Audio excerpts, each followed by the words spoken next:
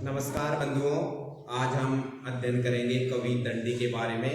तो चलिए शुभारंभ करते हैं। यदि आपको वीडियो अच्छा लगे तो लाइक शेयर सब्सक्राइब जरूर करें। देखिए दंडी। दंडी के बारे में हम अध्ययन कर रहे हैं। तो दंडी के बारे में सर्वप्रथम अध्ययन में हम देखेंगे उनके पिता का नाम। तो उनके पिता का नाम था वीरदत्त। पिता का नाम है वीरदत्त। क्लियर हो गया। और माता का नाम है गौरी। क्या नाम है माता का? गौरी। और इनका जन्म लगभग समय माना जाता है इनका 7वीं से 8वीं शताब्दी के मध्य। क्लियर, इनका पता नहीं है, इसलिए क्या माना जाता है? 7वीं से 8वीं शताब्दी के मध्य। क्लियर हो गया? इतना यहां तक देख लिया अपन ने। अब इसके बाद में हम देखेंगे दंडी की रचनाओं के बारे में। तो देखिए दंडी की रचनाओं में सर्वप्रथम आता है काव्य दर्श। सर्वप्रथम आ गई काव्य दर्श 1 नंबर। दूसरे नंबर पर आ रही है 10 कुमार चरितम। आवाज नहीं आनी चाहिए किसी की भी। 10 कुमार चरितम यह मुख्य रचना है जिसका हम विस्तृत अध्ययन करेंगे। इसके बाद में आती है अवंती सुंदरी कथा। अवंती सुंदरी कथा, ठीक है। इसके बाद में आती है छंदो विचित्र। इसके बाद में आ रही है छंदो विचित्र, ठीक है। इसके बाद में इनकी रचना मिलती है द्विसंधान काव्यम।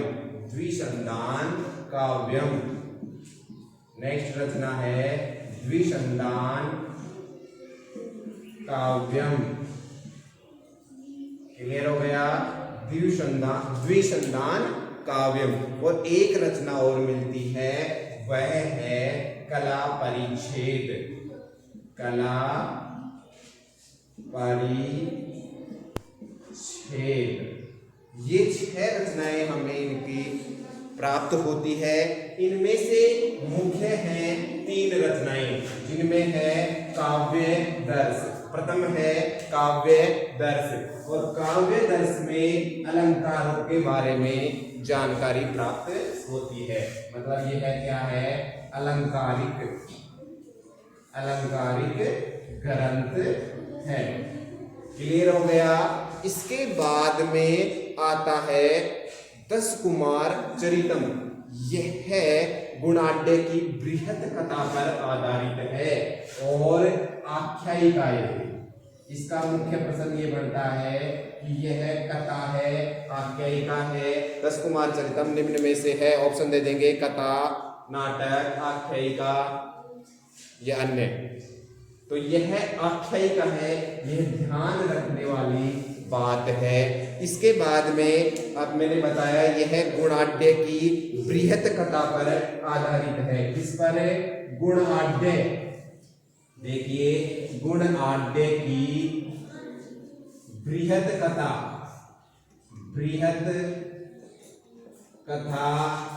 पर आधारित है। क्लियर हो गया? गुणाढ्य की बृहत कथा पर आधारित है। इसके बाद में आती है अवंती सुंदरी कथा। तो इसमें जो कादंबरी वाली कहानी आपने सुनी होगी वो बाद में अपन देखेंगे। उसी कथा का अवंती सुंदरी कथा में वर्णन मिलता है। क्लियर हो गया?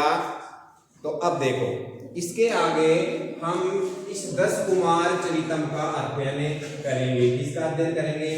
10 कुमार चरितम का। तो 10 कुमार चरितम को मुख्यतः 3 भागों में बांटा गया है। कितने भागों में? 3 भागों में। तो पहला है पूर्व पीठिका।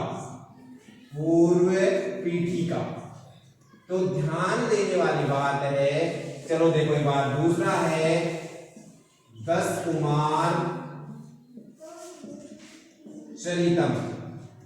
दूसरा भाग है इसका 10 कुमार चरितम। और तीसरा है उत्तर पीठिका। याद रखने में भी साधारण है, बिल्कुल इजी है। पूर्व में जो पहले आ रहा है वो पूर्व पीठिका, जो अंत में आ रहा है वो उत्तर पीठिका, और मध्य में आ गया है जो 10 कुमार चरितम। क्लियर? अब देखते हैं, इसमें वर्णन मिलता है 2.5 राजकुमारों का। अब भाई तुम सोच रहे हो ये 2.5 राजकुमार कैसे हो गए भाई? तो ये 2.5 राजकुमार नहीं हुए, इसका मतलब है 2 तो राजकुमार और 1 राजकुमार का आधा वर्णन यहाँ पर मिलता है। मतलब 2 राजकुमारों का वर्णन और इसके बाद में 1 राजकुमार का आधा वर्णन यहाँ पर मिलता है। तो यहाँ पर कितने उच्छ्वास हैं? 5 उच्छ्वास। कितने उच्छ्वास है भाई? 5 उच्छ्वास। क्लियर हो गया यहाँ तक? कोई दिक्कत नहीं है। इसके बाद में आता है 10 कुमार चरितम, मध्य वाला भाग। तो मध्य वाले भाग में हमें 7.5 राजकुमारों का वर्णन मिलता है। कितने राजकुमारों का? 7.5। अब फिर वही क्वेश्चन आ गया कि ये 7.5 कैसे हुए? तो 7.5 ऐसे हुए बंधु कि 7.5 का मतलब है 7 राजकुमारों का तो पूरा वर्णन, और 1 राजकुमार का पहले आधा तो यहां पर हो गया था और आधा यहां पर मिलता है। क्लियर हो गया? इसके बाद में यहां पर अपन देखें तो यहां पर कितने उच्छ्वास हैं? 8 उच्छ्वास। क्वेश्चन ये भी पूछ सकता है कि 10 कुमार चरितम में कितने उच्छ्वास हैं, या क्वेश्चन ऐसे भी पूछ सकता है 10 कुमार चरितम जो मध्य वाला भाग है उसमें कितने उच्छ्वास हैं? 8।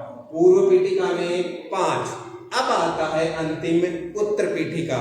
इसमें कुछ भी नहीं है, इसमें उपसंहार है। मतलब इन्हीं का क्या कर दिया? विश्लेषण। क्या कर दिया?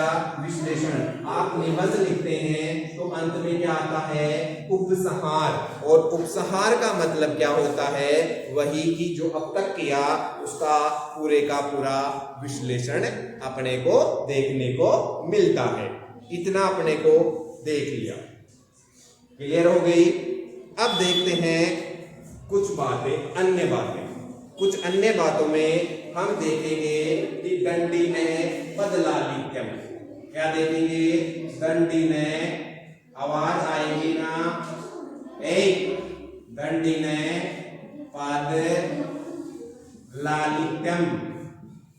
अब इसका आशय आपको पहले भी बताया जा चुका है कि दंडी की उक्ति क्या है? दंडी की उक्ति में पदों में लालित्य है, ललिता है, श्रुति मधुरता है। ठीक है? मतलब सुनने में अच्छे लगते हैं। क्या लगते हैं? सुनने में अच्छे लगते हैं। जैसे तुमसे ही इस वतन की पहचान, तुमसे ही इस धरती का मान, तुमसे ही फूल खिले हो जहां, उस ही सरजमी का नाम हिंदुस्तान। तो इसी प्रकार से यहां पर भी क्या मिलती है अपने को? तुकबंदिता मिलती है, श्रुति मधुरता मिलती है। तो देखते हैं आगे। अब देखो, दंडी ने पदलालित्यम, ये इसी उक्ति से हमें पता चल जाता है कि यहाँ पर कौन सी रीति है? वेधर्भी रीति। कौन सी रीति है भाई? वेधर्भी रीति। क्यों पता चला? क्योंकि जहां पर पदों की लालित्य होगी ना वहां पर वेधर्भी रीति होगी, और जहां पर कठिन पद होते हैं वहां पर गोडी रीति होती है। लेकिन गोडी रीति यहाँ पर नहीं है, यहाँ पर है वेधर्भी रीति। गोडी शब्द में अपन सोच भी सकते हैं कि जहां पर गूढ़ शब्द हो, मतलब शब्दों में अंदर कुछ निहित हो। ठीक है? तो वो कठिन होता है, अतः गोडी रीति कठिन होती है। जहां पदों की लालित्य होती है वहां पर वेधर्भी रीति है। ये ध्यान देने वाली बात थी। इसके बाद में अपन देखेंगे इस कथा के बारे में, लेकिन उससे पहले मैं आपको बता दूं कि यहाँ पर प्रसाद गुण, प्रसाद व माधुर्य गुण, प्रसाद व माधुर्य गुण देखने को मिलता है। क्लियर हो गया अरविंद? क्लियर हो गया। अब देखो इसके बाद में हम देखेंगे किसके बारे में, दस कुमार चरितम की इन 3 भागों में हमने बांटा था। तो इसमें क्या कथा मिलती है अपने को, इसमें किस कथा का वर्णन है, कथा में क्या क्या है ये देखते हैं। तो देखो यहां पर वर्णन मिलता है पुष्पपुरी, किसका, पुष्पपुरी। पुष्पपुरी कहां पर है, पटना। पटना को पुष्पपुरी कह सकते हैं, पालीब्रोत या ये पाटलिपुत्र कहते थे वो भी पटना, ये अलग अलग समय में अलग अलग नाम थे इनके। तो पुष्पपुरी पटना में एक राजा था, उसका नाम था राजा राजहंस। क्या नाम था भाई, राजा राजहंस। तो राजा राजहंस और एक मालवा का राजा था। कहां का राजा था भाई, मालवा का। मालवा के राजा का नाम था राजा मानसार। क्या नाम था भाई, राजा मानसार। इन दोनों के मध्य में युद्ध हो गया और युद्ध में राजा राजहंस विजय हो गया। राजा राजहंस विजय होने के उपरांत यह राजा मानसार तपस्या करा और तपस्या से शक्ति आई, जो भी आया, फिर उसने दोबारा युद्ध किया। दोबारा युद्ध में राजा राजहंस को पराजित कर दिया और अंत में राजा राजहंस को किसी वन में, कहां पर शरण लेनी पड़ी, वन की शरण लेनी पड़ी, वहां पे वो चले गए। ठीक है, इतना अपने को जानकारी मिल गई। इसके बाद में वहां पर राजा राजहंस का एक पुत्र होता है, राजा राजहंस जो ये वाला है, कहां का, पटना का। उसका पुत्र है राजवाहन। राजकुमार का नाम है राजवाहन। क्लियर हो गया।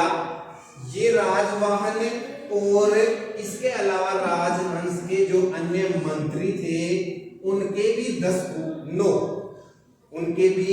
9 पुत्र, 9 और 1 10 हो गए, तो 10 कुमार हो गए। ये क्या हो गए, 10 कुमार।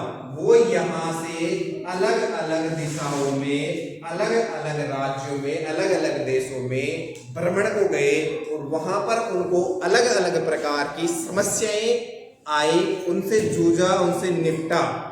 और जब वो वापस राजहंस के पास में आए और उन्होंने अपनी आप बीती राजहंस को बताई, उन्हीं सब बातों का अध्ययन हमें अलंकारिक रूप में यहाँ पर देखने को मिलता है और उनमें पदों की लालित्य होती है और हमें दंडी अच्छे से समझाते हैं। क्लियर हो गया, इतनी बात यह यहाँ पर अपने को देखने को मिलता है। इन बातों का अध्ययन हम करते हैं। एक उक्ति है कबीर दंडी, कबीर दंडी, कबीर दंडी, कबीर दंडी न संशय। इसका मतलब है कवियों में दंडी। इसका मतलब क्या है, कबीर दंडी, कवियों में दंडी। जो भी है ना कवियों में वो कौन है, दंडी है। कबीर दंडी जो भी है कवियों में वो कौन है, दंडी। कबीर दंडी जो भी है कवियों में दंडी न संशय। इस बात में कोई संशय नहीं है। मतलब दंडी की श्रेष्ठता यहाँ पर साबित की गई है। इसके अलावा हमने देख लिया 10 कुमार चरितम। यहाँ से मुख्य प्रश्न देखने को अपने को मिलेंगे और परिचय में इससे ज्यादा हमें कुछ नहीं मिलता है। तो ये आपके सिलेबस के अकॉर्डिंग उचित हमने अध्ययन करवा दिया है आपका। इसी के साथ आज का ये वीडियो समाप्त। इस वीडियो को अगर अच्छा लगा हो तो लाइक शेयर सब्सक्राइब करें, जरूर करें। जय तु भारतम, जय तु संस्कृतम।